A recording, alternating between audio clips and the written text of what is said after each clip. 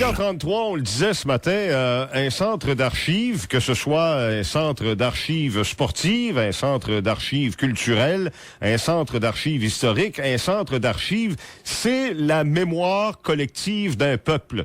C'est la différence entre le bouche à oreille, le téléphone arabe et, plus souvent qu'autrement, la distorsion des événements quand on n'a plus de points de référence pour se souvenir, pour aller voir, pour aller lire. Toujours est-il que l'histoire du magasin d'alimentation Coop de Rivière-du-Loup sera sauvegardée, comme bien d'autres histoires, parce que le centre d'archives de la région de Rivière-du-Loup vient de récupérer ou récupérera éventuellement et progressivement les dossiers à conserver du magasin Coop de Rivière-du-Loup. Le président du centre d'archives de la région de Rivière-du-Loup, Gaston Pelletier, est en ligne. Monsieur Pelletier, bonjour. Bonjour, Daniel. Cette mémoire collective, elle s'installe de plus en plus au musée du Bas-Saint-Laurent. C'est ce qu'on doit comprendre? Absolument. C'est que le musée a accepté il y a maintenant 14 ans, parce que ça fait 14 ans qu'on est en fonction, a accepté d'accueillir nos bureaux. Donc, on partage une partie des locaux du musée. Bien, qu'est-ce qui vous amène à trouver un intérêt particulier? Parce que archiver des documents, ça prend quand même de la place, ça prend de l'espace. Qu'est-ce qui vous amène à cet intérêt pour la sauvegarde des archives du magasin Coop? Ben, ça remonte à longtemps. C'est que au niveau il y avait deux organisations qui revendiquaient durant les années 90 un centre d'archives agréé par le gouvernement du Québec. Et j'étais conseiller municipal à ce moment-là. J'avais été délégué sur le conseil d'administration. Et depuis ce temps-là, je suis un fervent de l'histoire. Donc, ça a entré dans mes cordes. Et depuis ce temps-là, je travaille avec une équipe, un conseil d'administration. Oui, je comprends, mais ma question était à savoir, étant donné que de conserver des documents, les archiver, les photographier, les répertorier, ça demande de l'espace, ça demande du temps, ça demande de l'argent, qu'est-ce qui fait que l'histoire du magasin Coop mérite d'être récupérée par le centre d'archives? C'était ça la question. Ah, OK. Par rapport à la Coop, écoutez, je pense que c'est un fleuron de l'économie de Rivière-du-Loup qui existe depuis maintenant 66 ans. Ça a débuté, pour les gens qui s'en souviendront, sur la rue du Domaine avec Roland Boucher qui était le directeur à ce moment-là. Et il y a eu une migration vers le centre commercial il y a 35 ans, presque 40.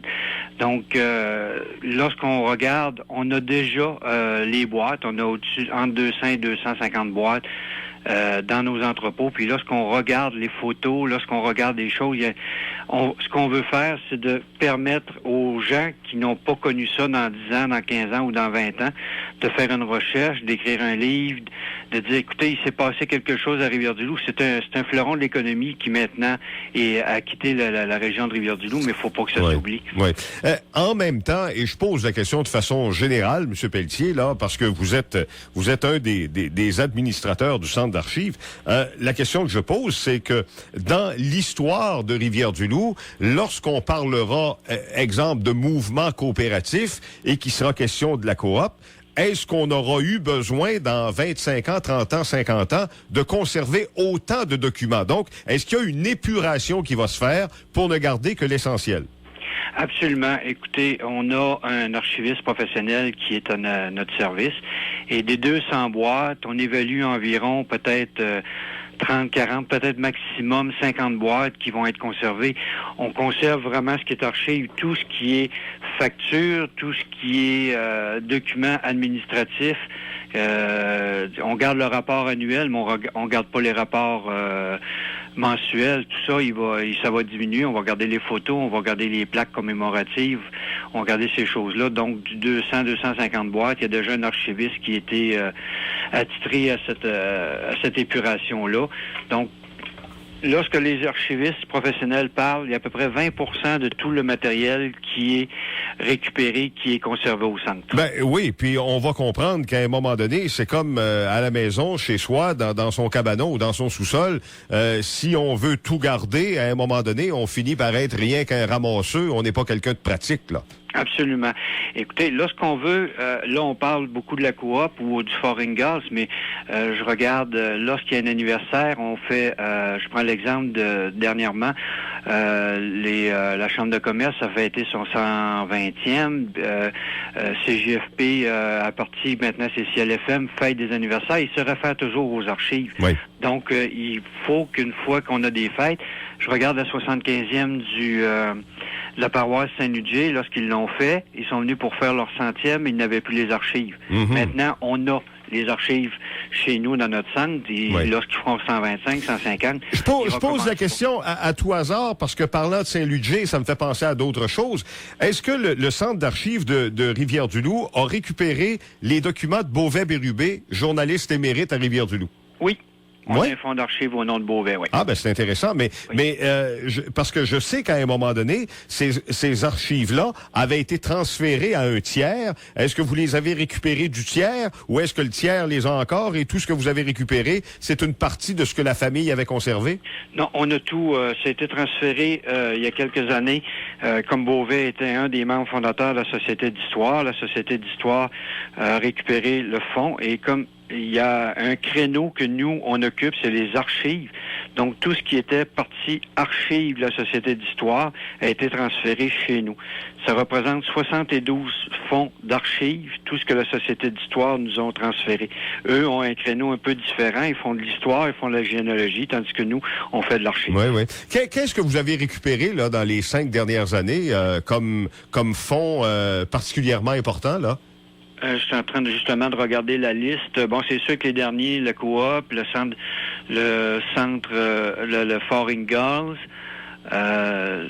On a également, on est allé chercher dernièrement l'hôtel Lévesque. Oui. On est allé chercher le Des Inns, les Vieux Loups. On est allé chercher tous les clubs, presque le Club Lyon, le Club Optimiste, le Club Richelieu, le Camp Vive-la-Joie, le camp musical à Saint-Alexandre. Donc, on couvre véritablement l'ensemble de tout le territoire.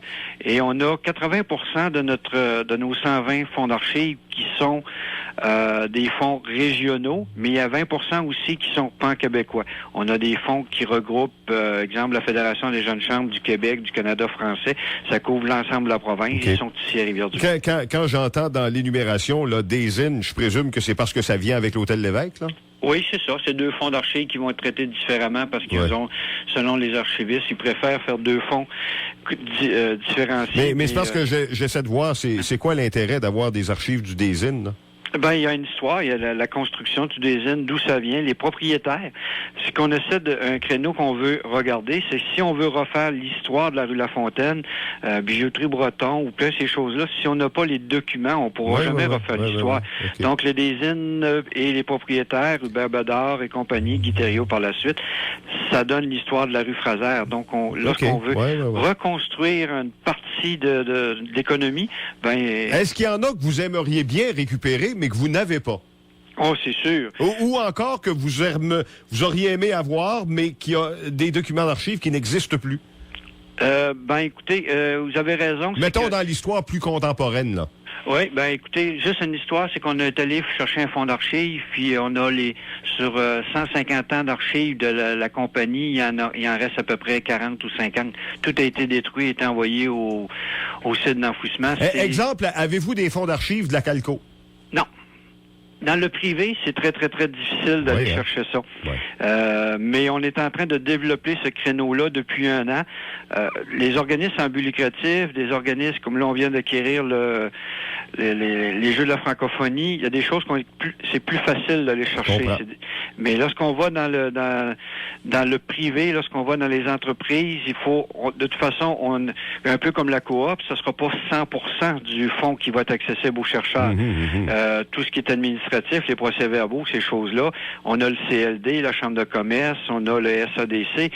L'histoire, les dossiers peuvent être accessibles, tout ce qui est public. En terminant, M. Pelletier, ça s'empile où, toutes ces boîtes-là? Parce que ça doit commencer à être volumineux, là. C'est sûr que notre centre d'archives qui est situé, lorsque c'est traité, ça entre au musée. Oui. Mais actuellement, au centre commercial, on a une collaboration du centre commercial pour avoir un petit entrepôt là. Et lorsque c'est traité, ça entre chez nous.